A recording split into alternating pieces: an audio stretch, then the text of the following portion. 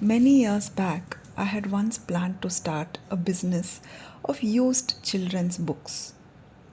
When I mentioned this to a friend of mine, her reply was that no one would buy these books unless they were prescribed by a school, a teacher, or were part of a curriculum. At that time, honestly, I was quite surprised. Having been a book lover from childhood, I had never needed a reason or a push to buy or read a book. So, what she said didn't make much sense to me. But then I realized that my friend was not used to reading for leisure. She read only when she was asked to or when she believed reading would help her achieve something. I didn't argue with her. I simply let the conversation go. Although I never started that business, it was for completely different reasons. So, a few years later, I was going through a rough patch. I was emotionally feeling very low, and I happened to meet the same friend again around that time. She knew what I was going through and genuinely wanted to help. So, she began advising me. According to her, there was no merit in reading fiction, which was my only favorite genre. She felt I was wasting my time reading fiction and that if I had invested that time in self help books and biographies of famous people instead, it would have done me a lot more good. She believed that those books would teach me how to think better, behave better, and become more successful both personally and professionally. Now, that comment hit me hard. I was already at one of the lowest points in my life, and what she said stung me somewhere. I was not usually a person who bothered too much about what people said, but I guess this affected me because when you're emotionally low, you tend to take simple things to heart. You start believing in others more than in yourself. So I started thinking about whether her words were true. Maybe they were. She had progressed so much faster in life and in her career by then. And she gave a lot of credit to self help and motivational books for that.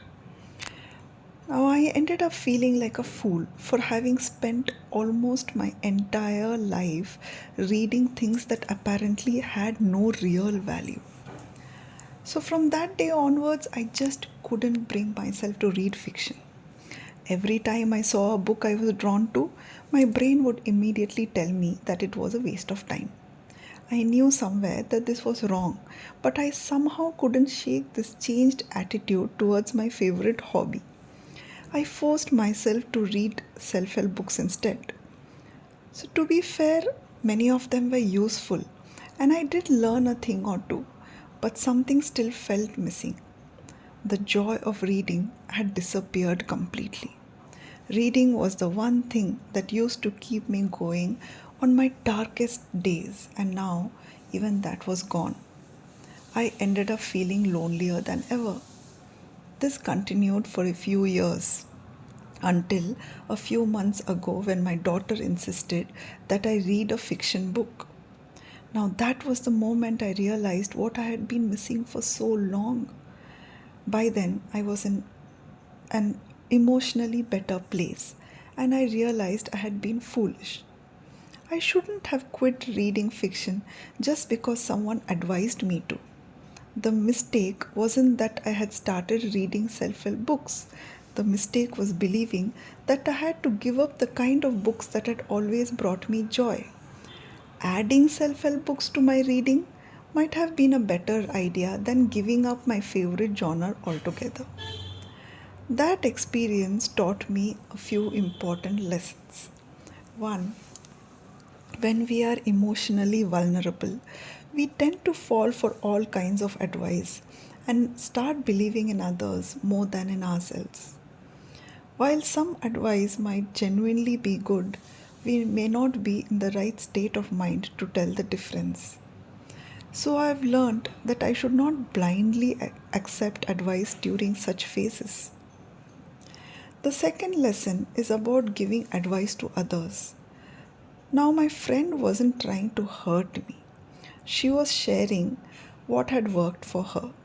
But what works for one person may not work for someone else. Sometimes we don't fully understand why another person values something. Back then, even I couldn't explain why fiction meant so much to me. I simply knew that it did. Only much later did I learn that reading fiction can build empathy, improve emotional intelligence, expose us to different cultures and perspectives, and help us understand people and relationships more deeply. Without realizing it, I had been gaining all those things for years, and yet I walked away from them because someone told me they had no value. I also realized something else. When someone is going through a difficult time, they don't always need advice. Sometimes, what they need most is someone who simply says, I hear you. My third lesson. Sometimes we do certain things simply for the joy they bring us and not for any measurable benefit. Not everything in life needs to be transactional. This was a small incident, but one that changed the way I think about advice, about reading, and perhaps most importantly, about trusting myself.